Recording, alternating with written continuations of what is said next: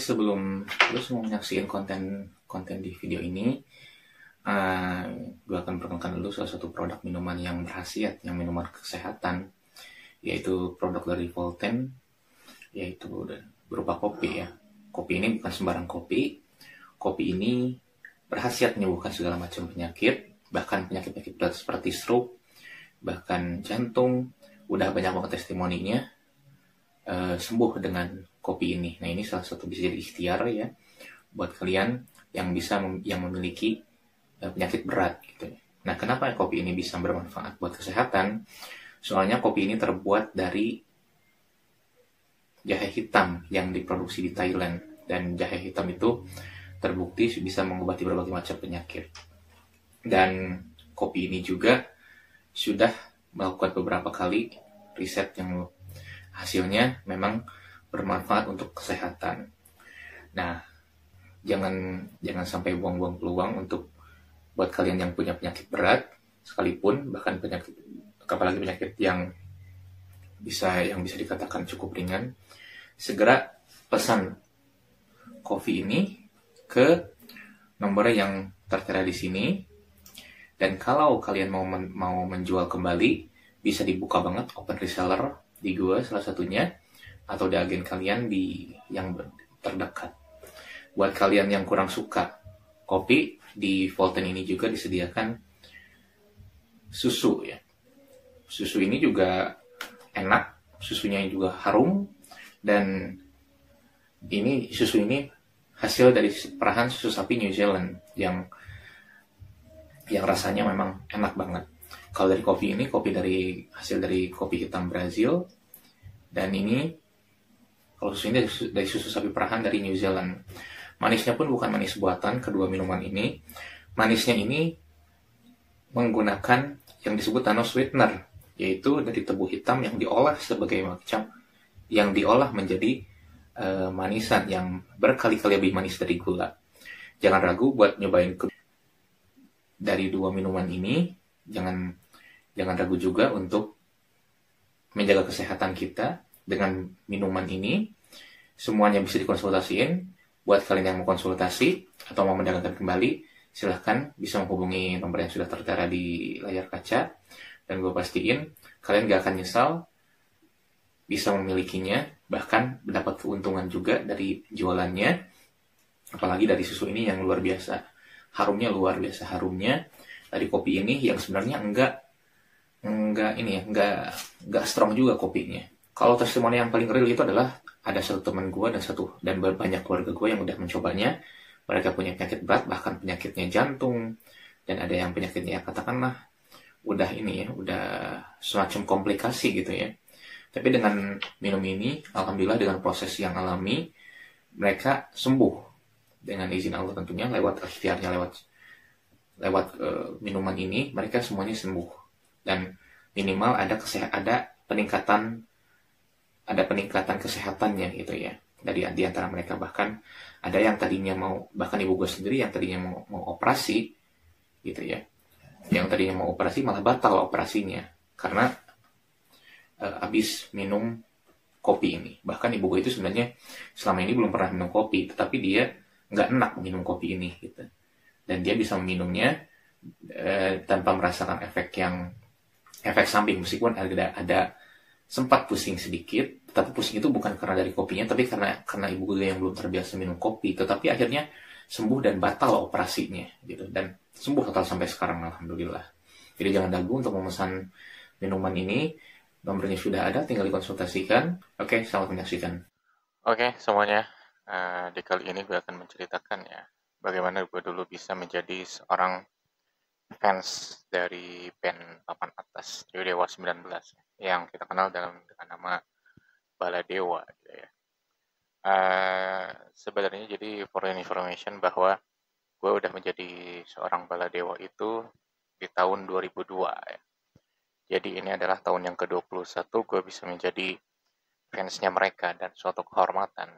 Dan ternyata nggak disangka-sangka yang udah gue idolakan itu sudah sebegitu besar kiprahnya di Biantika Musik Indonesia ini ya. Dan Dewa 19 itu adalah sebuah band besar, jujur. gue nggak nyangka dan nggak tahu, karena waktu itu gue masih berumur sekitar tahun 2002 ya. Itu udah masih berumur 8 tahun sih, masih umur 8 tahun waktu itu. Nah, pertamanya itu gini ya, yang mengenalkan gue ke Dewa 19 itu adalah kakak gue sendiri. Waktu itu dia membeli album Dewa 19 yang masih itu namanya Dewa ya. Itu album Cintailah Cinta tahun 2002 yang kita semua tahu hitsnya itu adalah Arjuna, Angin, dan lagu Sejuta Umat, Pupus ya. Nah, kakak gue tuh beli lagu itu ya dari band itu. Nah, waktu itu sempat berubah menjadi Dewa aja ya, nggak pakai nama embel-embel 19. Yang belakangan gue ketahui ternyata itu ada album kedua bersama Once ya. Meskipun itu sebetulnya dari diskografinya adalah itu album ke-6 mereka secara album studio ya. Nah, gue mendengarkan lagu itu satu persatu dan luar biasa enak banget ya. Gue yang waktu itu dulu, jujur gue adalah penggemar Sonata Group atau Rhoma Irama. Gue berubah haluan ke musiknya mereka, ke Dewa 19 itu. Dan berubah haluan begitu saja dalam waktu yang singkat gitu ya. Dan seketika bahwa gue mendengar per lagunya hari demi harinya, yang dan gue nggak ketinggalan di TV itu pasti gue nonton konser mereka. Waktu itu masih belum bisa bepergian kayak sekarang ya. Gue amati terus informasinya lewat koran, entah itu lewat berita, infotainment, dan lain sebagainya macamnya. Karena waktu itu belum belum populer ini internet waktu, atau browsing seperti sekarang ya. Dan ya semakin gue amati, ini band luar biasa banget buat gue. Waktu itu jadi suara pertama yang gue dengar. Meskipun gue pernah mendengar suara Ari Lasso itu sebelumnya ya, pada waktu itu gue TK ya. Tapi gue nggak tahu justru bahwa yang lagu yang gue dengerin waktu dulu dan eh, waktu Arjuna itu adalah band yang sama karena ada pergantian vokalis dari Ari Lasso ke Once ya. Dan gue dulu suka banget lagu itu. Waktu itu lagu Manusia Biasa ya. Berarti sekitar tahun 99 lah gue denger. Itu lagu Manusia Biasa yang waktu masih sama Ari Lasso. Juga gue dengar lagi itu tahun 2002, berarti masih berselang 3 tahun ya, 3 tahun kemudian. Nah itu semakin gue amati, lalu semakin gue tonton konsernya, dan semakin gue bilang ini sebenarnya ini band luar biasa banget, nggak bosen denger lagu-lagunya gitu. Dan masuk ke telinga gue sampai sekarang, hafal lagu-lagunya gitu. Dan apalagi ketika mereka misalkan sudah mengeluarkan album terbarunya setelah Cintailah Cinta, yaitu Laskar Cinta, yang dimana ada hit single sampai sekarang yaitu Pangeran Cinta ya. Jadi sebetulnya buat lu semua yang baru mendengar Dewa 19, jadi lagu Laskar Cinta itu sebetulnya ada di tahun 2006 atau 2005 nah ya. Antara 2005-2006. Nah, sebelum Laskar Cinta itu menjadi sebuah lagu, sebelumnya dia adalah nama album. Yang dimana album Laskar Cinta itu salah satunya tracknya adalah ada Pangeran Cinta dan juga Cinta Gila. Yang belakangan jadi soundtrack filmnya si Boy kalau dulu ya. Nah, ketika gue denger lagi di album Laskar Cinta itu, lagu Pangeran Cinta udah nggak usah ditanya lagi lah ya, bagaimana itu musikalitasnya. Kemudian ada lagu Satu, ada Cinta Gila, lalu yang gue suka itu adalah lagu Hidup Ini Indah. Nah itu lagu yang menurut gue sih justru sebenarnya lebih enak dari Cinta Gila sih ya, karena itu begitu syahdunya gitu lagu itu. Nah, tapi gue bilang di sini ada penurunan musikalitas dari Dewa 19 itu, dari sejak Cintailah Cinta, dari mulainya lagi bersama Once itu adalah Bintang 5 ya. Bintang 5, Cintailah Cinta, gue beli dua-duanya dan itu diulang-ulang setiap harinya. Tetapi ketika dengar lagu Laskar Cinta, dari album Laskar Cinta, menurut gue ada penurunannya di situ. Meskipun dibayar tuntas lah menurut gue di album Republik Cinta dengan lagu hits Laskar Cintanya itu, dengan beberapa lagu hits lainnya. selimut hati, larut, dan lain sebagainya macamnya. Nah, dan berhari-hari berikutnya, bertahun-tahun berlalu gitu kan, sebetulnya gue selalu mengingatkan lagu mereka. Dan nggak ragu ketika gue bilang apa nama band favorit itu, gue bilang Dewa 19 gitu ya. Dan gue hafal lagu-lagunya gitu, nggak ragu. Dan itu sebetulnya menjadi justru yang mengejutkan adalah ketika gue waktu itu pindah ke Bandung, ya gue menjalin SMA di Bandung ya, dan banyak yang tahu gue adalah fans Dewa, justru malah itu menjadi sebuah headline katakanlah gitu ya. Jadi sebuah pemberitaan, sebuah hal yang viral di sekolah gue itu. Seolah-olah ini aneh banget ya, kok generasi kita, generasi gue gitu kan, yang sekarang disebut milenial lah ya kalau gue, nggak Gen Z banget lah, milenial gitu ya, masih ada yang suka dengan band Dewa 19 gitu kan. Dan itu pertanyaan itu sampai sekarang sampai sekarang itu ada yang bilang kayak gitu di tempat kerja gue sekalipun. Masa milenial sukanya Dewa 19 sebagai macam. Dan itu pun pertanyaan itu sejak dulu sudah ada. Waktu gue pertama kali banyak yang tahu di SMA gue itu, di sekolah gue itu, bahwa gue tuh adalah sebuah fans Dewa. Mereka itu justru berbondong-bondong. Pengen cari tahu bener nggak sih? Itu gue itu seorang fans Dewa gitu ya. Dan ngecek HP gue, jadi dulu itu kan belum ada Joox kayak sekarang sih ya.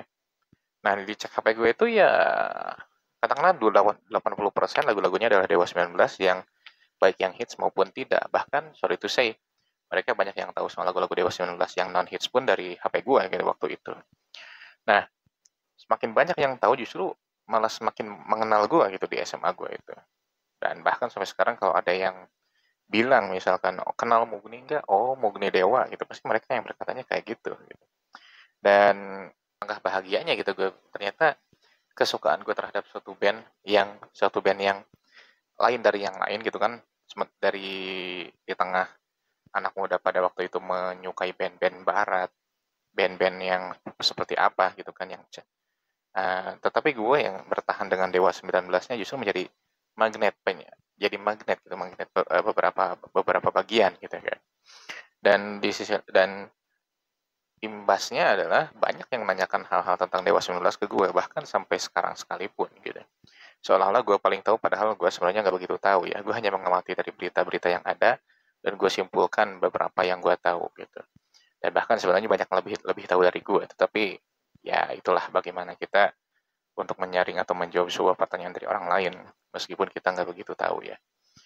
Nah, suka dukanya pasti banyak lah ya. Sukanya gue bangga sampai sekarang mereka melanjutkan eksistensinya, bahkan ya katakanlah tanpa vokalis tetap sekalipun. Oke, image-nya adalah Firza dan Elo ya, sebuah vokalis di antara mereka berdua, dibantu dua vokalis lamanya, Onjo dan Ari Lasso.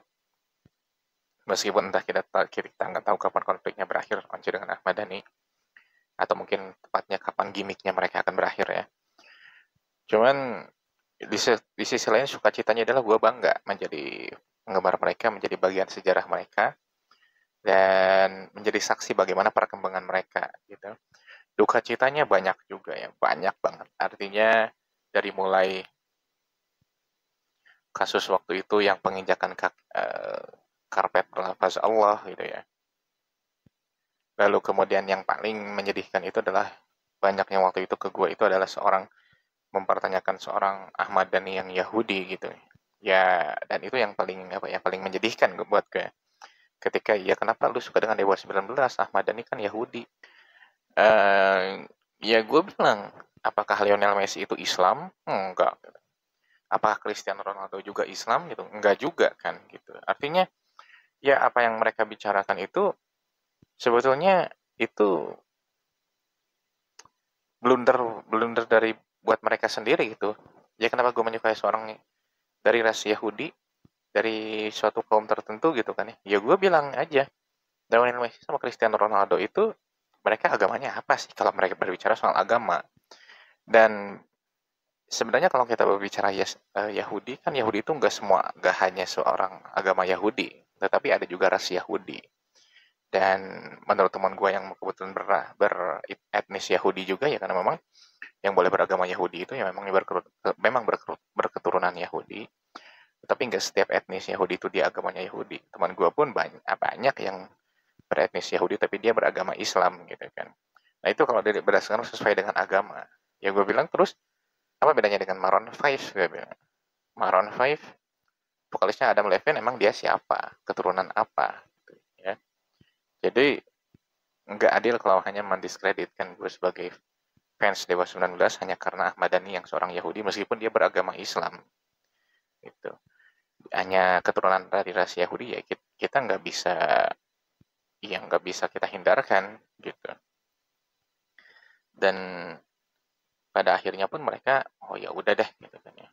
Ya gue bilang ya idola lu juga emang siapa idola lu yang Islam, pemain sepak bola yang Islam ada nggak selain Zidane? Selain Zidane waktu itu masih populernya Zidane ya atau Federico Aute gitu. Ya mereka juga akhirnya nggak bisa menjawab lagi.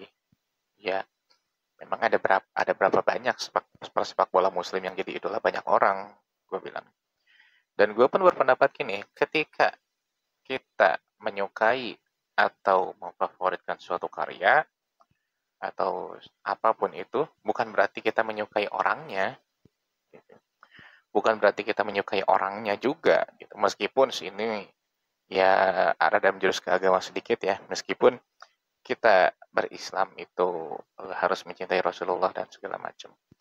Nah, tapi untuk sebuah karya di luar agama ya, gue bilang di luar agama, kalau kita menyukai suatu hal dari orang tersebut bukan berarti kita juga menyukai orang tersebut, belum tentu.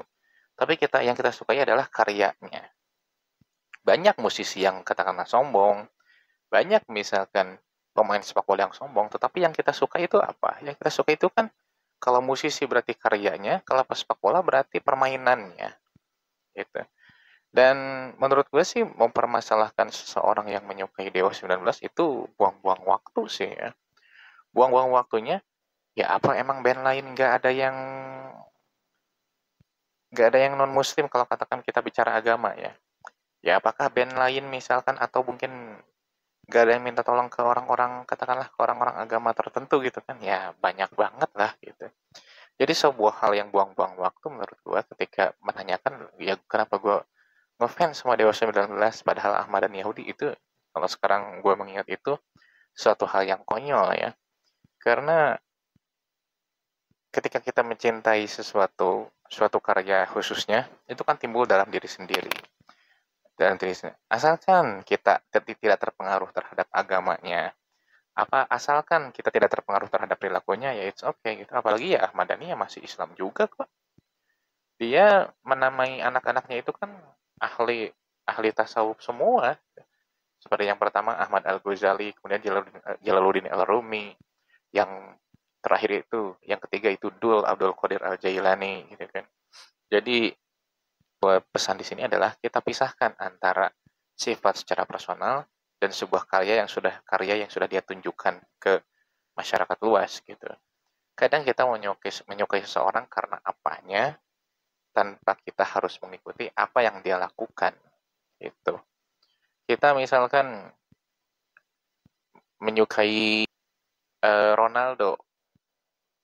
Kita misalkan menyukai Ronaldo, yang kita suka itu kan permainannya.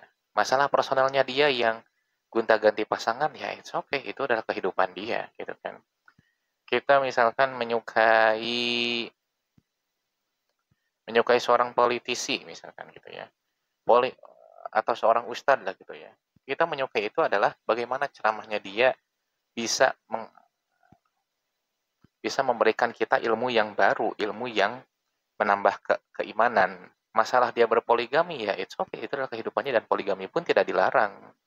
Dan ini yang gue pelajari ketika selama gue menjadi fans Dewa 19.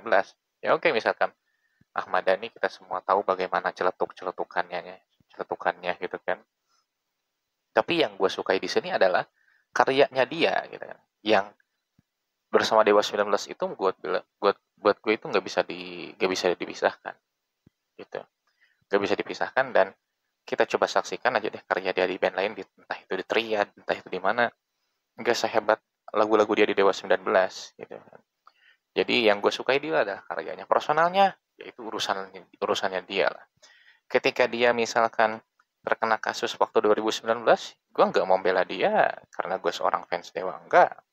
Ketika misalkan Dul waktu itu terkena masalah suatu permasalahan hukum, gue pun nggak membela dia atau membela Dul gitu kan.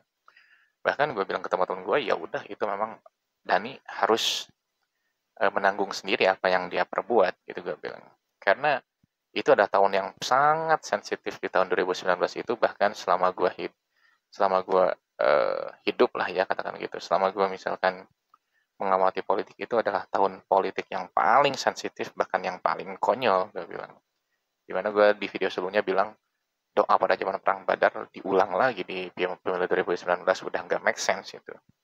Jadi yang gue sukai di sini adalah karyanya, personalitinya itu adalah urusan dia dengan yang maha kuasa. Gue bilang gitu kalau bahasa gue.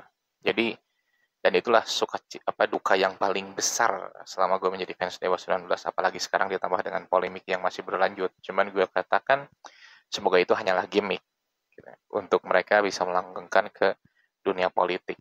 Ya, yang penting karya mereka aja terus berlanjut. Dan seperti yang dikatakan Mbak Najwa ya, dalam mata Najwanya ini akan sangat sayang kalau Dewa 19 itu hilang dalam biantika musik Indonesia gitu. Dan gue nggak nyangka bakal hal itu akan keluar dari seorang narasi dari Najwa Shihab gitu. Karena kalau gue berkata itu pasti akan banyak subjektivitas karena gue bilang gitu, karena gue seorang fans Dewa 19. Tapi ternyata bukan cuma gue yang bilang, seorang Najwa Shihab pun berkata demikian. Dan karya mereka yang fenomenal itu, luar biasa banget itu, memang memang seharusnya tetap dijaga bagaimanapun caranya.